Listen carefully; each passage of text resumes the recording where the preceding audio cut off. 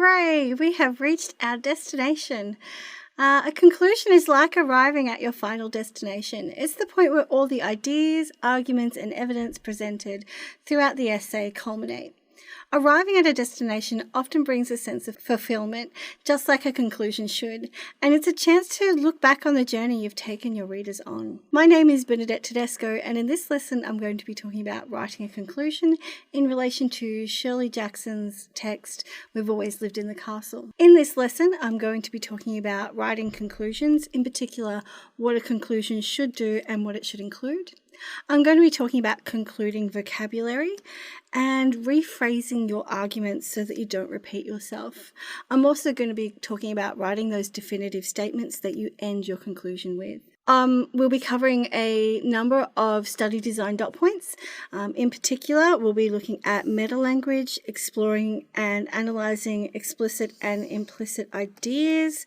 We'll be including some context if it's relevant, and we'll be talking about that whole process of essay writing, that planning, constructing and editing analytical writing. A lot of these points are the same points that we have in an introduction, because often a conclusion mirrors an introduction in that it is sort of summing up everything that's been covered. Just like an introduction tells us where we're going, a conclusion explains where we've been. So they're very similar in terms of the study design dot points that they meet. And just like an introduction, it's important that we finish strong. Think about what message you want to leave your reader with. Did you know that research in psychology suggests that people tend to remember the first and last parts of a conversation, presentation, or piece of writing the most? And so it's really important that we have a conclusion that makes an impact. A conclusion needs to leave that lasting impression and use varied vocabulary. So it's not going to be exactly the same as an introduction. It's going to be varied. You want to summarize the essay topic, revisit your arguments, and embed your contention. You want to create that sense of finality or closure by ending with a strong statement that reflects upon the message or lesson that should be learned from the text. Think about the authorial intent. What did the author want to show us or teach us through their text and leave us with? So what do you need to include in a conclusion? Well, first of all, you want to start with that central message. Begin with a concluding word to signal that you have covered all your main ideas and you're coming to the end of your point. Restate the essay's central message. What was the essence of your contention? So remember, you're not just going to restate your contention verbatim from your introduction. You're going to restate it in a way that explains everything that you've explored throughout the essay. You then want to move into a summary of your main ideas from the paragraphs. And when doing this, you want to look beyond your topic sentences and you want to use fresh words. And finally, you end with a definitive statement. You do not want to add any new information. You want to comment on the authorial intent, what was their ultimate message for the world beyond the text, and you want to try and leave a lasting impression. Easier said than done, I know. That definitive statement is the hard part. It separates a basic conclusion from an upgraded conclusion. So you begin your conclusion with concluding vocabulary. A good way to signal that you're about to conclude your essay is by using a concluding word. Beginning with a concluding word helps prepare your reader to take in your final statements. Here are a list of some really good concluding words. You might start with ultimately or essentially or finally, consequently.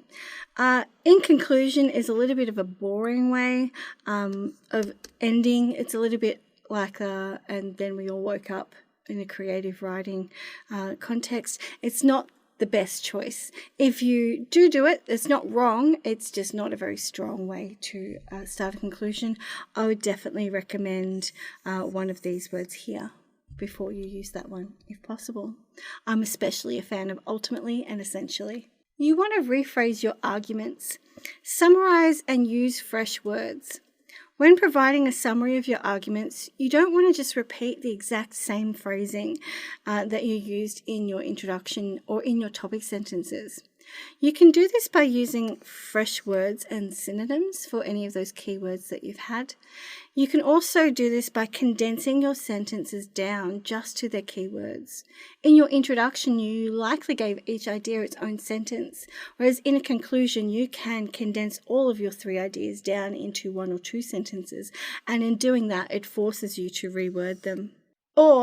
And you can include a sprinkling of examples that you referred to in your body paragraph, which is something that you would probably not do in your introduction. Because your introduction is focused entirely on ideas, you want to save those examples for your body paragraphs, but you can hint at them or refer to them slightly in your conclusion, and that's a way that you can make it fresh and new. You could also try using some sentence starters that encourage you to condense your ideas down. And these are a couple of sentence starters that I like to use in my conclusions. So you might have just as, so too, however. And if it's a similar idea, you might have furthermore instead of however as your third idea.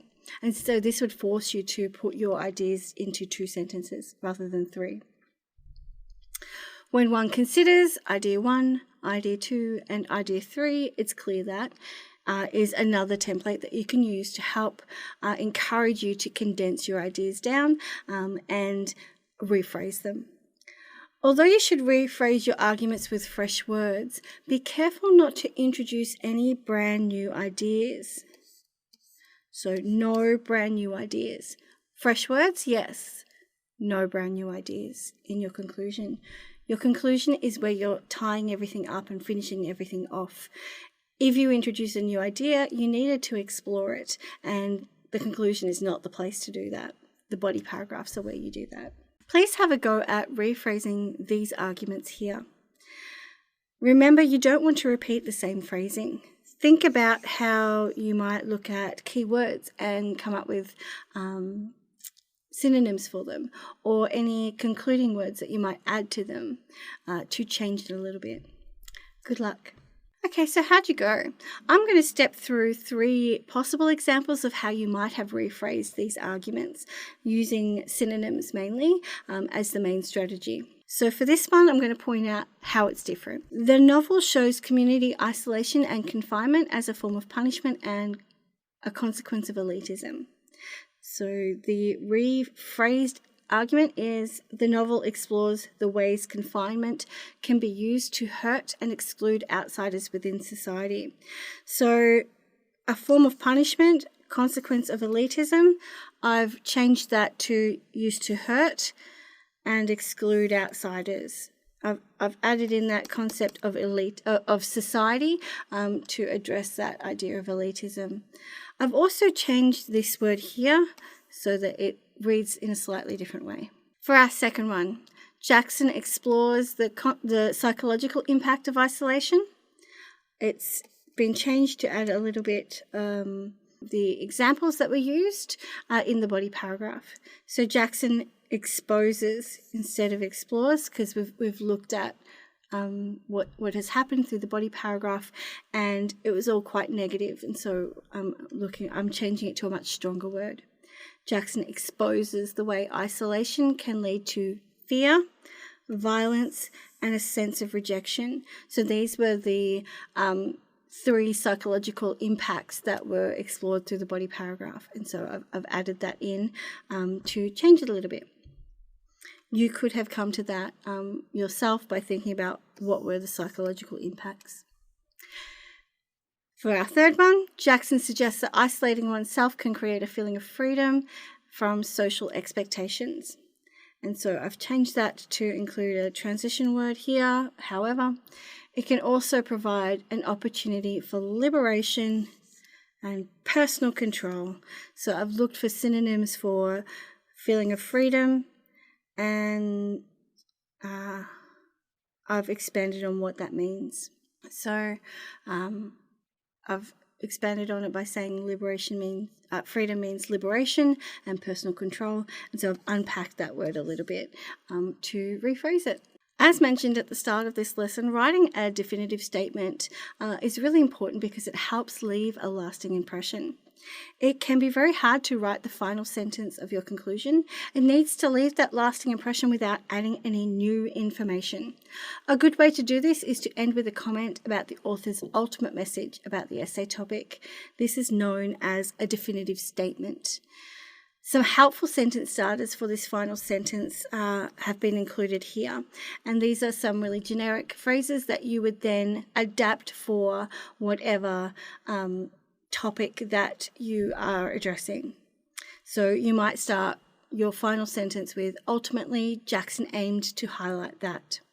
Or, in this way, Jackson ensures her audience recognize. Another way you could end or start your final sentence is, in fact, Jackson advocates that. All of these sentence starters are designed to push you to think about what is the message Jackson is giving about the essay topic. How does she use the text to provide that message? I'm actually going to explore this a little bit more in the upgrading lesson, but for now, these are some really good ways to get started. I want you to have a go at applying one of those sentence starters to this conclusion. The topic that the conclusion addresses is We've Always Lived in the Castle, examines the consequences of isolation and confinement, discuss. I want you to add that definitive statement in. Use one of those sentence starters from the previous slide to help you do this. Essentially, while it is clear that isolation and confinement can cause feelings of ostracism and psychological damage, it is also evident that not all of the consequences are negative. Just as it can lead to fear, violence, and a sense of rejection, it can also provide an opportunity for freedom and personal control. Okay, good luck. All right, how'd you go? Hopefully you came up with something like this. I've used ultimately Jackson aimed to highlight as my sentence starter. And then I've thought about what is she highlighting through these characters and these examples. Ultimately, Jackson aimed to highlight that sometimes it is better to be confined within one's own home than to be bound by the pressures of societal expectations. Some of the key takeaways I want you to leave this lesson with is the importance of finishing strong and starting with a concluding word. Revisit the topic and your contention and keep your essay relevant to that topic. Ensure you have summarized your ideas and arguments and avoid new information in your conclusion. And create that sense of finality and finish with an insightful comment about the topic or text. Please join me in our next lesson where I show you how to upgrade your conclusion.